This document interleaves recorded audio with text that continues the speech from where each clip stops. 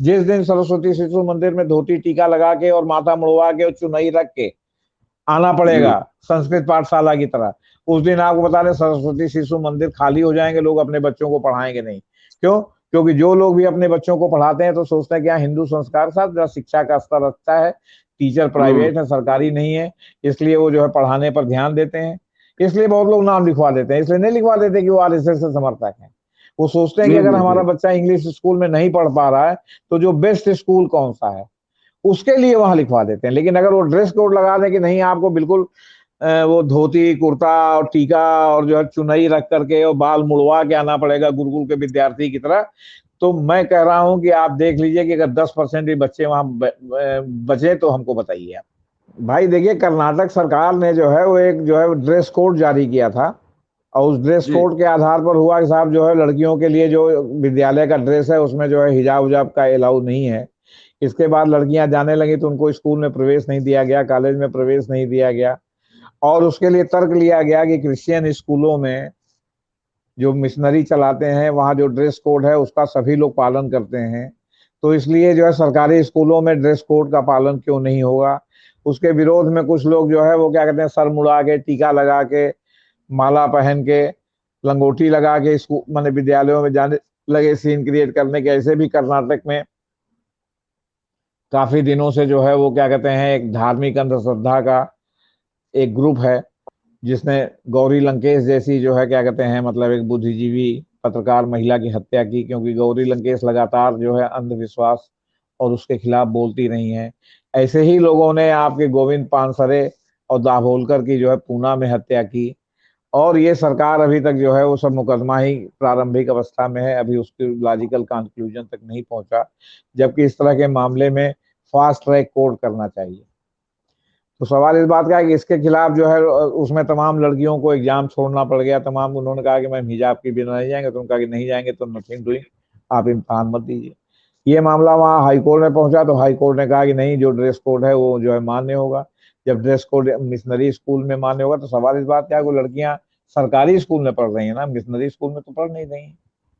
और missionary school में जाएंगी नाम लिखाने, अगर उनको जो है उनके जो है क्या कहते हैं उस पर बाधा रहेगी तो नहीं नहीं वहाँ नाम कर दिखाएंगी। लेकिन अगर सरकारी स्कूलों में ना लिखाए नाम तो क्या वो मतलब मदरसा ही उनके लिए अंतिम सत्य है? जी और जी हमें संविधान वाले ही जज चाहिए। जी जी जी जी जी हाँ, हमें वो संविधान जज वाला ही नहीं, जज चाहिए।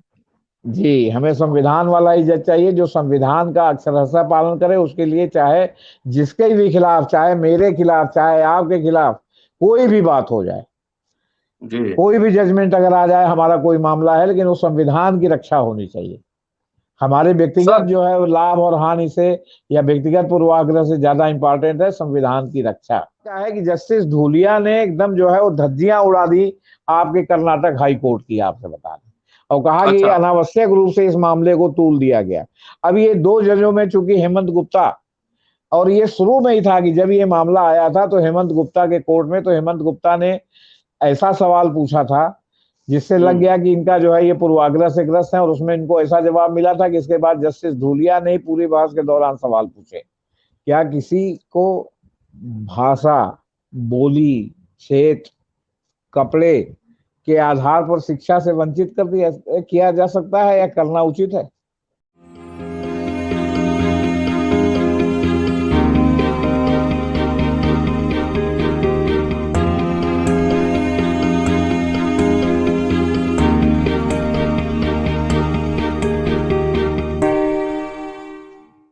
दोस्तों, रतनलाल बोल रहा हूं और आप देख रहे हैं अम्बेडकरनामा।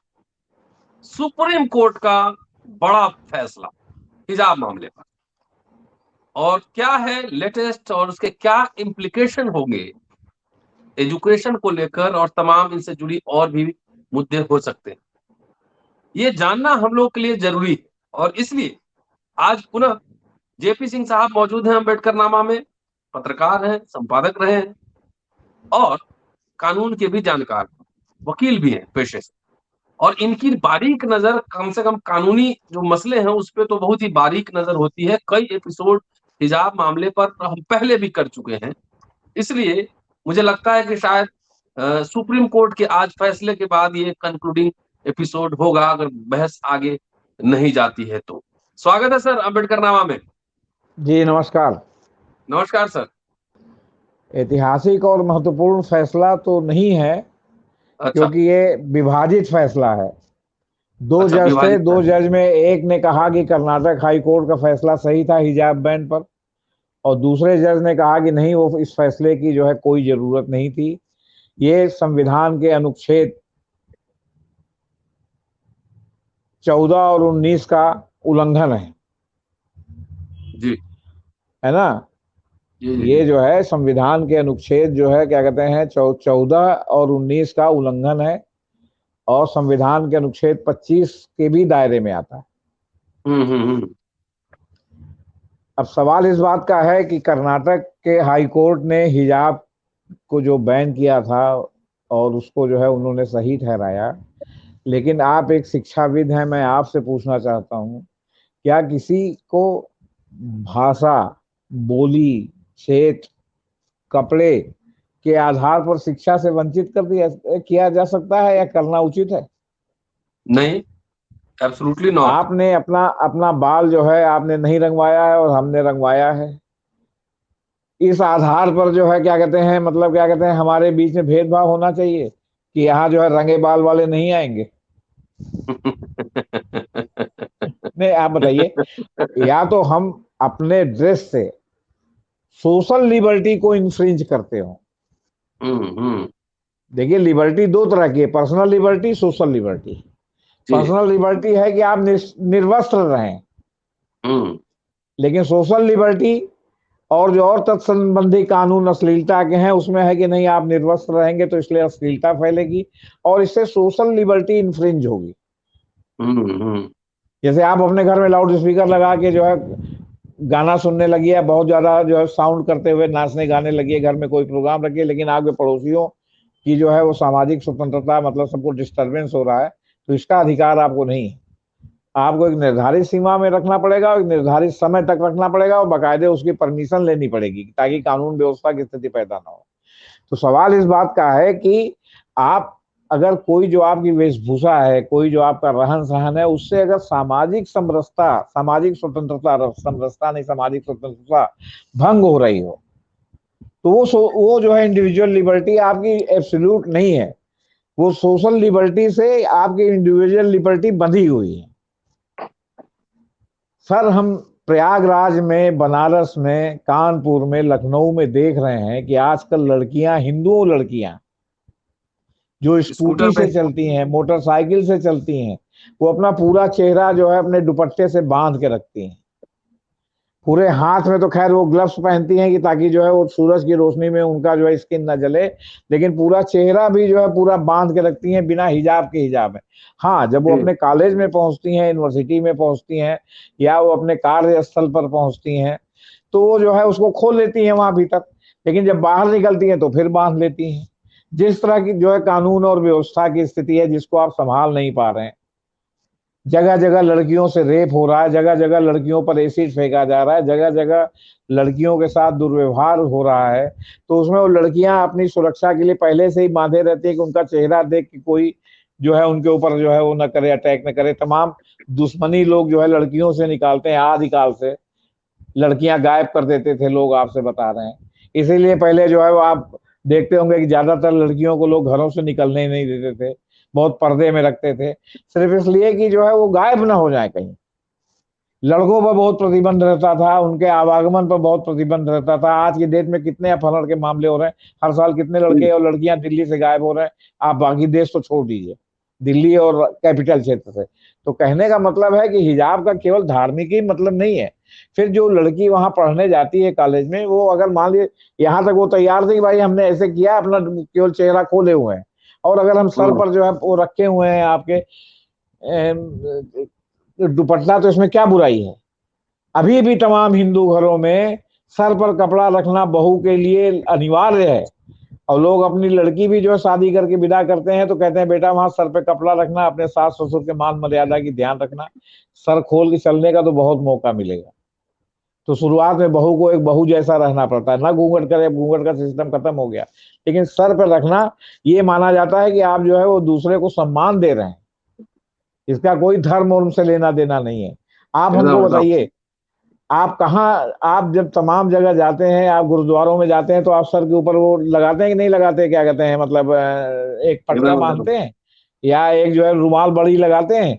वो किस लिए लगाते हैं? आप जिनके गुरुद्वारे में जब जा रहे हैं या जब जा रहे हैं, तो आप उनको इज्जत देने के लिए जा रहे हैं। ये इज्जत देने के लिए, इसको पता नहीं कब एक कूड़ मग्ज की बात है, वो एक अलग है, आपसे बता रहे। तो सवाल इस बात का है कि जस्टिस धूलिया ने एकदम जो है वो धज्जियां उड़ा दी आपके कर्नाटक हाई कोर्ट की, आपसे बता रहे, और कहा कि ये अच्छा। अनावश्यक रूप से इस मामले को तूल दिया गया।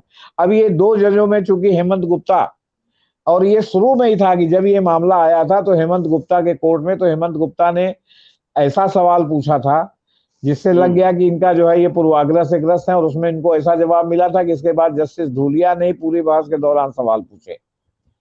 तो अब सवाल इस बात का है कि इसको एक शब्द में अगर मैं परिभाषित करूं, तो जिसकी पूर्वाग्रहग्रस्त मानसिकता थी, उसने जो है वो क्या कहते हैं उसको धर्म से जोड़ दिया, और जिसकी हम्म। संवैधानिक हम्म। मानसिकता थी, उसने उसको संविधान से जोड़ दिया। जी जी और जी हमें संविधान वाले ही जज चाहिए। जी जी जी जी जी। हाँ, हमें वो संविधान जज वाला ही नहीं। जज चाहिए। जी, हमें संविधान वाला ही जज चाहिए, जो संविधान का अक्षरशः पालन करे। उसके लिए चाहे जिसके भी खिलाफ, चाहे मेरे खिलाफ, चाहे आपके खिलाफ कोई भी बात हो जाए, जी। कोई भी जजमेंट अगर आ जाए, हमारा कोई मामला है, लेकिन वो संविधान की रक्षा होनी चाहिए। हमारे व्यक्तिगत सर। जो है लाभ और हानि से, या व्यक्तिगत पूर्वाग्रह से ज्यादा इंपॉर्टेंट है संविधान की रक्षा। जी। जी। सर, जहां तक मुझे याद है हम लोगों ने बात की थी उत्तर जी। प्रदेश विधानसभा चुनाव के पहले जी। कर्नाटक में ये मामला उठा था, जी। छात्रों के मामले में। जी। और इसका इम्पैक्ट जो है कई जगह देखा गया। बहुत जी। सारे साथी हमारे नए सुन रहे होंगे, और जनवरी से लेके अब तक बहुत सारे साथी जुड़े हैं। 2 लाख हमारे साथी हो गए हैं। तो थोड़ा सा बैकग्राउंड में बता दीजिए कि लोगों को स्पष्ट हो जाए कि हुआ क्या था मामला। भाई देखिए, कर्नाटक सरकार ने जो है वो एक जो है ड्रेस कोड जारी किया था, और उस ड्रेस जी कोड के आधार पर हुआ कि साहब जो है लड़कियों के लिए जो विद्यालय का ड्रेस है, उसमें जो है हिजाब उजाब का अलाउ नहीं है। इसके बाद लड़कियां जाने लगी तो उनको स्कूल में प्रवेश नहीं दिया गया, कॉलेज में प्रवेश नहीं दिया गया। और उसके लिए तर्क लिया गया कि क्रिश्चियन स्कूलों में जो मिशनरी चलाते हैं, वहाँ जो ड्रेस कोड है उसका सभी लोग पालन करते हैं, तो इसलिए जो है सरकारी स्कूलों में ड्रेस कोड का पालन क्यों नहीं होगा। उसके विरोध में कुछ लोग जो है वो क्या कहते हैं, सर मुड़ा के, टीका लगा के, माला पहन के, लंगोटी लगा के स्कूल माने विद्यालयों में जाने लगे, सीन क्रिएट करने के। ऐसे भी कर्नाटक में काफी दिनों से जो है वो क्या कहते हैं एक धार्मिक अंधश्रद्धा का एक ग्रुप है, जिसने गौरी लंकेश जैसी जो है क्या कहते हैं मतलब एक बुद्धिजीवी पत्रकार महिला की हत्या की, क्योंकि गौरी लंकेश लगातार जो है अंधविश्वास और उसके खिलाफ बोलती रही हैं। ऐसे ही लोगों ने आपके गोविंद पानसरे और दाभोलकर की जो है पूना में हत्या की, और ये सरकार अभी तक जो है वो सब मुकदमा ही प्रारंभिक अवस्था में है, अभी उसके लॉजिकल कंक्लूजन तक नहीं पहुंचा। जबकि इस तरह के मामले में फास्ट ट्रैक कोर्ट करना चाहिए।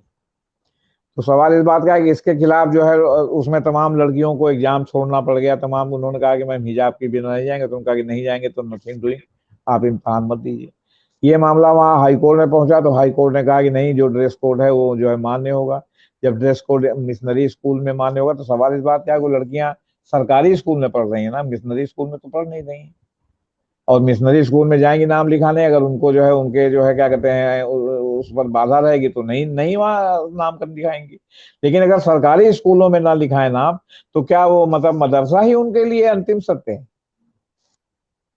आप हमको बताइए, सरस्वती शिशु मंदिर राष्ट्रीय स्वयंसेवक संघ चलाता है। हम्म। सरस्वती शिशु मंदिर के टीचरों का ड्रेस कोड है धोती कुर्ता, हम्म। टीका, ये ड्रेस कोड है। लेकिन जी। इसके बावजूद सरस्वती मंदिर के बच्चों का ड्रेस कोड जो है वो क्या कहते हैं मतलब पैंट शर्ट है, हम्म। हाफ पैंट शर्ट है, फुल पैंट शर्ट है। उनके लिए नहीं है कि आप अगर सरस्वती मंदिर में आएंगे तो धोती और टीका लगा के आएंगे। जिस दिन सरस्वती शिशु मंदिर में धोती टीका लगा के और माथा मुड़वा के और चुनई रख के आना जी। पड़ेगा, संस्कृत पाठशाला की तरह, उस दिन आपको बता रहे सरस्वती शिशु मंदिर खाली हो जाएंगे, लोग अपने बच्चों को पढ़ाएंगे नहीं। क्यों? क्योंकि जो लोग भी अपने बच्चों को पढ़ाते हैं तो सोचते हैं कि यहाँ हिंदू संस्कार के साथ शिक्षा का स्तर अच्छा है, टीचर प्राइवेट है, सरकारी नहीं है, इसलिए वो जो है पढ़ाने पर ध्यान देते हैं, इसलिए बहुत लोग नाम लिखवा देते हैं। इसलिए नहीं लिखवा देते कि वो आरएसएस से समर्थक हैं। वो सोचते हैं कि जी अगर जी हमारा जी बच्चा इंग्लिश स्कूल में नहीं पढ़ पा रहा है तो जो बेस्ट स्कूल कौन सा है उसके लिए वहां लिखवा देते हैं। लेकिन अगर वो ड्रेस कोड लगा दें कि नहीं आपको बिल्कुल वो धोती कुर्ता और टीका और जो है चुनई रख करके और बाल मुड़वा के आना पड़ेगा गुरुकुल के विद्यार्थी की तरह, तो मैं कह रहा हूं कि आप देख लीजिए कि अगर 10% भी बच्चे वहां बचे तो हमको बताइए आप। जी जी जी। नहीं आजकल लगता तो है लोग पिता कि पिता माता मर जा रहे हैं, पिता माता, तो लोग बाल का प्रक्षालन जो हिंदू रीत के अनुसार होना चाहिए वो नहीं करा रहे हैं। वो जो हम्म। सर मुड़वाना लोग जो है, या बहुत लोग गर्मी के दिन में सर में वो चढ़ जाता है, रूसी हो जाती है, साल भर का हो रहता है, बहुत लोग मुड़वा देते हैं बरसात के दिनों में। ये उनको आमतौर पर प्रयागराज में मगहिया कहा जाता है, पोंगा। हम्म। वे पोंगा हो हम्म। गया। लोग पूछेंगे क्या तुम्हारे यहाँ कोई गमी हो गया, कहीं नहीं सर में बड़ी गर्मी थी, कहीं ना बे पोंगा है। तो यहाँ तक कि आजकल जो है मरने जीने में, अभी हमने पिछले दिनों हमारे चाचा जी का निधन हो गया, हमने बाल छिलवा लिया। क्यों? ऐसे छिलवाएंगे तो पोंगा हो जाएंगे। और हम खूब अच्छी तरह से जानते हैं कि बाल का प्रक्षालन कराने के बाद 2-3 दिन जब आप शावर के नीचे या नल के नीचे बैठते हैं और उसके ऊपर जब पानी पड़ता है तो इतनी गर्मी सर से निकलती है कि लगता है कि जैसे गर्म कुछ जो है मतलब बाहर निकल रहा है। आप बता, हाँ हाँ। अब उसका जो भी वैज्ञानिक कारण हो मैं उस पर नहीं जाना चाहता। तो सवाल है जी कि उसी बहाने फिर से बाल नया हो गया। जैसे ब्लड देना, ब्लड देने को बहुत लोग सोचते हैं कि अरे बाप रे बाप ब्लड दे देंगे तो हम मर जाएंगे, जबकि ब्लड जितना निकाला जाता है वो 1 हफ्ते में रिकवर हो जाता है, उससे कोई फर्क जी, आपको नहीं पड़ता। बल्कि नहीं नया पड़ता। ब्लड बनता है तो जो आपका गाढ़ा ब्लड है, आप जो पतला करने की दवा खाते हैं वो अपने आप उसमें जो है पतला होता रहता है। तो जब जी तक, जी। मैं तो ए बी पॉजिटिव ग्रुप का व्यक्ति हूं, जो कि रेयर ब्लड है दुनिया में 6%। ए वाह। बी निगेटिव तो और रेयरेस्ट ब्लड है। आप समझिए कि जी। एक समय था, जवानी के दिनों से लेके जो है जब तक हमारे पैर का एक्सीडेंट नहीं हुआ तब तक शायद ही 3 महीना बीतता हो जब तक हम एक आदमी को ब्लड न देते। हम्म। क्यों? क्योंकि नहीं है। अब वहां नाम नोट हो गया मेडिकल कॉलेज में, अब नाम नोट हो गया तो पता चला कि हर 3 महीने पर जो देखते रहते हैं, 3 महीना हो गया जाओ दे देते हैं ब्लड, उनसे फोन करो। और बिना किसी राग हम्म। द्वेष के, और आज तक कभी किसी के कप चाय नहीं पिया ब्लड देने के बाद। जी जी जी। वो चाय चाय लेके दौड़े तो हमने कहा कि देखो चाय और ये जो आपका मौसमी का रस और ये देना होगा तो हमको लगेगा कि हमने इसके एवज में ब्लड अपना बेच दिया। कुछ नहीं, इतना सक्षम है, हम खुद ही जाके मौसमी पी लेंगे। और जबकि आपको बता रहे कभी मौसमी पीने की जरूरत नहीं हुई, कभी पता ही नहीं चला कि कब ब्लड दिया और कब जो हाँ है वो, हाँ। बहुत लोग फेंट फेंट हो जाते हैं, गिर जाते हैं, तो उसी तरह खून नया बन गया। तो सवाल इस बात का है ना कि आप पूर्वाग्रह और उससे जो है कितना ग्रस्त रहेंगे। अब देखिए, हमेशा बैकग्राउंड का भी असर होता है। जस्टिस चंद्रचूड़ जो नए चीफ जस्टिस बनने वाले हैं, उनके पिता भी 37-33 साल या 37 साल पहले चीफ जस्टिस थे भारत के, चंद्रचूड़ साहब, सीनियर चंद्रचूड़ साहब। जी जी जी। और उनके 2 फैसलों को जस्टिस चंद्रचूड़ ने, ये जो नए वाले जस्टिस हैं, इन्होंने अपने पिता के 2 फैसलों को उलट दिया सुप्रीम कोर्ट ने। हम्म। तो सवाल इस बात का है कि कल की डेट में जस्टिस चंद्रचूड़ को वो फैसले लगे होंगे कि संवैधानिक है, और आज की डेट में वर्तमान संदर्भों में लग रहा है कि नहीं, वो फैसले का जो है गलत असर जा रहा है या वो जा रहा है, उन्होंने उसको उलट दिया। तो ये कोई जरूरी नहीं कि आपके पिताजी ने जो किया वो सही ही किया। अगर वो उन्होंने गलत जी किया तो जी आप सही कर सकते हैं। हमारे जी। जो है, अगर मान लीजिए हमारा जमींदारी बैकग्राउंड है और हमारे जमींदार पुरखों ने जो है कुछ गड़बड़ी की होगी, तो कोई जरूरी है कि हम उसको जो है धोएं, हम उसको जो है प्रतिकार करके उसको ठीक न करें। अब अगर हम्म। हमारे पिताजी, बाबा जो है राष्ट्रीय स्वयंसेवक संघ के बहुत बड़े प्रचारक हैं, रहे हैं, हमारे पिता राष्ट्रीय स्वयंसेवक संघ के बहुत प्रचारक रहे हैं, तो हम भी राष्ट्रीय स्वयंसेवक के जो है मतलब पक्ष में फैसला लिखें या उसकी विचारधारा से फैसला लिखें? अच्छा ये सब सर। सवाल है सर, हम किसी के पर आरोप नहीं लगा रहे हैं, ये सब सवाल है। हमारे जी। पिताजी कम्युनिस्ट थे तो कोई जरूरी है कि हम पूजा पाठ ना करें? हो सकता है हम्म। कि हम कर्मकांडी हो जाए। जी। हमारे बाबा कम्युनिस्ट थे तो कोई जरूरी है कि हम भी कम्युनिस्ट रहें? नहीं, अभी सांसद राकेश सिन्हा है, उनके पिताजी कम्युनिस्ट थे और ये आप बताइए अब आरएसएस में। आप। हाँ हाँ, आरएसएस है, और इतने घोर आरएसएस हैं कि जो है मतलब जिनको कुछ पूछिए मत। क्यों? क्योंकि उनको अपने पिताजी का फेल्योर लगता होगा कि कम्युनिस्ट होने के कारण था। वो अगर भगवान का भजन कीर्तन करते तो कुछ ईश्वर की कृपा होती है, आपसे बता रहे। इस तरह बहुत लोग हैं। हमारे खुद एक चाचा जो है घोर कम्युनिस्ट थे, आपसे बता रहे हैं। मतलब यहां तक थे कि उन्होंने अपनी शादी तक में जो है रिचुअल उचुअल बड़ी मुश्किल से घर के दबाव में लिया। जो पान उन खिलाते, पान कभी नहीं खाते थे, ऐसे मुंह में लेते थे, बगल में से थूक देते थे। वो जो रिचुअल से पान उन भी खिलाते हैं ना आज शादी उदी में, तिलक में और शादी में, जी अब जी ये जी। थे। लेकिन जब उनके लड़के का दिमाग खराब हो गया, हमारी चाची नहीं नहीं ये नहीं नहीं, तो वो भी हनुमान चालीसा पढ़ने लगे। क्योंकि लोगों ने कहा, उनके बच्चों ने कहा कि आप पिताजी जो है बहुत बड़े घोर नास्तिक हैं, इसलिए हम लोगों पर इतना जो है वो क्या कहते हैं मतलब पाप पड़ दुख रहा है आता और हम लोग जो है। है झेल रहे हैं। तो वो जो है वो क्या कहते हैं आपके हनुमान चालीसा पढ़ने लगे। और उनका लड़का घोर आस्तिक है, आपसे बता रहे हैं। तो क्या करेंगे? मेरे सर। पिताजी घोर आस्तिक थे और मैं नास्तिक हूं, हम्म। तो क्या करेंगे इसको, आपसे बता रहे हैं। और जी मैं जी जी। नास्तिक उस वाला नास्तिक नहीं हूं, मैं आस्तिक कम नास्तिक हूं। मैं हम्म निराकार को मानता हूं। हम्म। जी सर, हिजाब का जो मसला है, जी आखिरी सवाल, और हिजाब का जो मसला है, वो जितना धर्म का है उससे ज्यादा मुझे लगता है कम से कम उतना तो राजनीति का भी मसला है। नंबर एक। नंबर दो, जी। ये जो डिवाइडेड ओपिनियन है सुप्रीम कोर्ट का, इसका क्या इम्प्लीकेशन होगा? क्या ये हायर बेंच में जाएगा या क्या क्या होगा इसमें?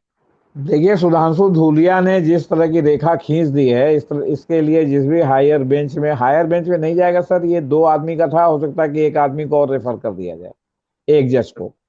हम्म। तो तीन जज हो जाएंगे, तो कोई हेमंत गुप्ता के जजमेंट को फेवर करेगा, कोई हेमंत धूलिया के जजमेंट। मैंने हिजाब बैन होना चाहिए या नहीं होना चाहिए? जी। तो हेमंत गुप्ता ने कहा कि नहीं साहब, हिजाब बैन का जो फैसला है कर्नाटक हाई कोर्ट का सही है, और इन्होंने कहा कि गलत है, उनको इसमें जाना ही नहीं चाहिए। ये अपनी हम्म चॉइस का मामला है, ये संविधान से जुड़ा मामला है। अब वो जो तीसरा जज आएगा, अगर एक सिंगल जज हुआ, तो तीसरा जज आएगा तो ये फैसला करेगा कि वो वाला सही है कि वो वाला सही है। दोनों में से एक तो स्टैंड उसको लेना पड़ेगा, या फिर जी। उसका नाम माले प्रस्तावित किया जाए तो अपने को उससे विड्रा कर ले कि नहीं, हमको आप इसमें मत रखिए। और नहीं रहेगा तो उसको दोनों में से एक के पक्ष में बोलना स्टैंड लेना पड़ेगा कि पड़ेगा। ये वाला सही है कि ये वाला सही है, यहाँ तो है या नहीं है। सवाल हिजाब का नाम लेते ही जो है वो, जो मुस्लिम महिलाएं पूरा नकाब ऊपर से नीचे तक पहनती हैं, बुर्का भी जिनको कहा जाता है, हिजाब का मतलब आने पर लोगों के दिमाग में आ जाता है कि आप वो पूरा ऊपर से नीचे तक काला ड्रेस, चेहरा भी ढका हुआ, आंख पे जरा जरा सा जालीदार हम्म से आप देख रहे हैं। यहाँ मामला हेड स्कार्फ का है सिर्फ, हम्म। कि आप जो सर से जो है आप जो दुपट्टा लेके अपना चेहरा जो आप घुमा लेते हैं, और उसको हमारे पहन के क्लास में आप भी काले। आती है लड़कियां। हाँ, हमारे लड़कियां क्लास आती में भी हैं। आती है। नहीं, हाँ। यहाँ तो हम देखते हैं कि इलाहाबाद यूनिवर्सिटी में आती है, लेकिन वो फिर यूनिवर्सिटी में के भीतर अपना क्लास में चेहरा खोल लेती हैं। सर पर भले रखें लेकिन चेहरा खुला रहता है। उसका एक निजी लड़की यहाँ मामला है। ह- निजी, हम लोगों के उनका यहाँ व्यक्तिगत सर चॉइस है। हम लोगों के यहाँ एक ऑफिस जो है क्या कहते हैं, जहाँ सिविल लाइन में था, उसके बगल में चार्टेड अकाउंटेंट्स ने अपना एक पूरा कार्यालय खोल रखा है। जी चार्टेड अकाउंटेंट्स ऑफ इंडिया का की जो एक शाखा ने, और जी वहाँ वो चार्टेड अकाउंटेंट के लिए बच्चों को पढ़ाते हैं। जी। वो जो इनके एग्जाम्स होते हैं उसके लिए, उसमें मैंने रोज देखता था कि एक लड़की जो है वो पूरा नकाब पहन के आती थी, मुस्लिम लड़की, और आती थी और जब क्लास में बैठती थी तो अपना चेहरा खोल लेती थी। भाई, जो सीए करने लड़की आई अगर अपना चेहरा नहीं खोले तो कैसे हम्म। पढ़ेगी, आप ये बताइए। ऐसे ब्लैक बोर्ड कैसे सही। देखेगी पीछे बैठ करके? तो सवाल इस बात का है कि कोई आए और खोल ले, तो वो तो पूरा नकाब ऊपर से नीचे तक पहन के आती थी। और यहाँ तो मतलब हेड ये स्कार्फ का ही टोटल मामला है कि हम पूरा ड्रेस पहने हुए हैं, जो ड्रेस कोड है, केवल हमने सर पर हेड स्कार्फ बांध रखा है। तो मतलब अगर ये सर है पर कि हमने, जी, मतलब ये है कि अभी मामला फुल स्टॉप नहीं हुआ, इसमें बहस आगे इसकी गुंजाइश है। नहीं यही नहीं, आप हिमाचल प्रदेश चले जाइए सर, जी मैक्सिमम हिंदू हैं वहाँ, बच्चे भी पढ़ने वाले हिंदू हैं, लेकिन वहाँ ठंड इतनी पड़ती है कि वहाँ जो है वो एक स्पेशल टाइप का हेड स्कार्फ आता है, और उसको तिरछा करके ऐसे बांध के वहां की औरतें लड़कियां हमेशा बांध के चलती हैं। क्यों? कि उससे सर भी ढका रहता है, और वो ठंड जो सर के ऊपर सीधे असर करती है। कान खुला रहता है।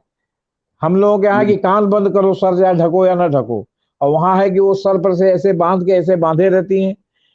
तो कान भले खुला हो, लेकिन वहां पर ये है कि इस कान खुले रहने से ठंड नहीं लगती, सर से ठंड लगती है। तो वहां जो लड़कियां जाड़े के दिन में है वो भी हेड स्कार्फ बांध के जो है वो तमाम आंग्ल विद्यालय है वहां भी जाती हैं, क्योंकि जो ठंड है उससे कैसे बचेंगे आप सरकार। तो वहां तो कोई प्रॉब्लम नहीं है। ये तो आप जबरदस्ती इशू बना करके, जैसे आप कहिए कि भाई आप भगवान की इबादत करते हैं, आप प्रयागराज आइए, आपको मैं एक आंख के डॉक्टर साहब को दिखाऊंगा दूर से। जब वो अपने घर से चलते हैं तो रास्ते में जितने भी सड़क पर जो है लोगों ने अवैध मंदिर बना रखे हैं, पहले स्कूटर से चलते थे अब कार से चलते हैं, वहां वहां वो अपनी गाड़ी रोकते हैं, जूता उतार के गाड़ी में बैठे रहते हैं, नंगे पैर जाते हैं, 2 मिनट जो है शिवार्चन करते हैं, और उसके बाद या हनुमान अर्चन करते हैं, और उसके बाद लौट के आके अपनी गाड़ी में बैठते हैं आंख के डॉक्टर। वो नजर ठीक है, नजरिया गड़बड़ है लगता है। तो नहीं, तो आपने अगर रास्ते में ही कहीं जो है मतलब अगर पूजा कर लिया, या आप सड़क के किनारे बैठ के अगर आप मान लीजिए नमाजें पढ़ने लगे, तो नमाजें तो पढ़ रहे हैं ना, धार्मिक ही वो जी जी कर तो रहे हैं, उससे सोशल लिबर्टी कहाँ प्रभावित हो रही है। सोशल जी लिबर्टी प्रभावित वास्तव में तब होती है जब आप पूरी सड़क घेर लेते हैं, आवागमन ठप हो जाता है, रास्ते को इधर से उधर घुमाना पड़ता है। लेकिन जी ऐसे हमारी कोई ऑफिस में ये जाके बरामदे में उधर जो है बैठ करके अगर नमाज पढ़ने लगा, मतलब आज की डेट में यहां तक हो गया है कि आप कहीं नमाज नहीं पढ़ सकते आप। तो भाई साहब वो जो जी सड़क के किनारे तमाम मंदिर है, वहां जो शिवार्चन हनुमान अर्चन जो है लोग करते हैं, वो उस पर भी प्रतिबंध लगना चाहिए। जाहिर। गुरुद्वारे का जब जो है वो क्या कहते हैं, जब प्रकाश पर्व पर जो तमाम जलूस जो है उनका जब निकलता है तो पूरा रास्ता जाम हो जाता है, तो दशहरे का जलूस भी तो निकलता है, मुहर्रम का जलूस भी तो निकलता है, जलूस तो लोगों के जो है जैसे आपके शिवरात्रि पर भी तो जलूस निकलता है। जी आपके जब कुंभ कुंभ मेले में जब इलाहाबाद में कुंभ और तो कुंभ होता है तो तमाम साधु जो आते हैं वो पेशवाई निकालते हैं, पेशवाई कहते हैं उसको। पेशवाई में पूरा उनका जो है शक्ति प्रदर्शन होता है, उनके उनके तमाम उसके जो है मठ के तमाम अखाड़ों के साधु नंग धिड़ंग जो जैसा मतलब अखाड़ा है, और वो बकायदे एक जगह से चलते हैं और बकायदे जुलूस बना करके मेला क्षेत्र में प्रवेश करते हैं। जब शाही शाही स्नान है, शाही पूर्ण स्नान नहीं है, मतलब इन लोगों का हम्म, जो पर्व के दिन स्नान होता है तो शाही स्नान होता है, मतलब उस दिन के ये महाराजा धीराज या नवाब जो भी कहिए, शाही शब्द का इस्तेमाल होता है, उर्दू का शब्द है शाही। जी। तो शाही स्नान के लिए जाते हैं तो वो भी जुलूस निकलता है, और बाकायदे प्रशासन उसके लिए मशक्कत करता है कि कौन सा परंपरा के अनुसार लिखा रहता है कि पहले कौन सा जुलूस जाएगा स्नान करेगा इतने बजे, उसके बाद कौन सा जुलूस जाएगा स्नान करे, वरना आपस में उन लोगों की आपस में लड़ाई हो जाती है, सब धर्म के पुजारी हैं। तो है ना हम्म। परंपरा, होना तो चाहिए ना कि गंगा जी में जाओ कहीं नहाओ, इसके लिए क्यों प्रशासन जो है इतनी मशक्कत करे। लेकिन हम बड़े जी कि तुम बड़े, हमसे पहले वो कैसे स्नान कर लेंगे, हमारा नंबर पहले है उसके बाद उनका नंबर है। एक जो है यहाँ क्या कहते हैं महिला ने जो है अपने को घोषित कर दिया जो है महामंडलेश्वर, और उसके बाद उसने एक महिला जो है वो बना लिया क्या कहते हैं अखाड़ा, उसको लेके यहाँ से लेके हरिद्वार तक अखाड़ा परिषद ने कहा कि नहीं ये अखाड़ा हम नहीं मानेंगे। तो हर जगह वही सब है। तो सवाल इस बात का है कि आप जो है वो क्या कहते हैं संविधान के अनुसार चलेंगे, या आप जो है वो क्या कहते हैं अपने पर्सनल ड्रीम्स के अनुसार चलेंगे कि जो आपको अच्छा लगेगा केवल वही देंगे, संविधान और कानून।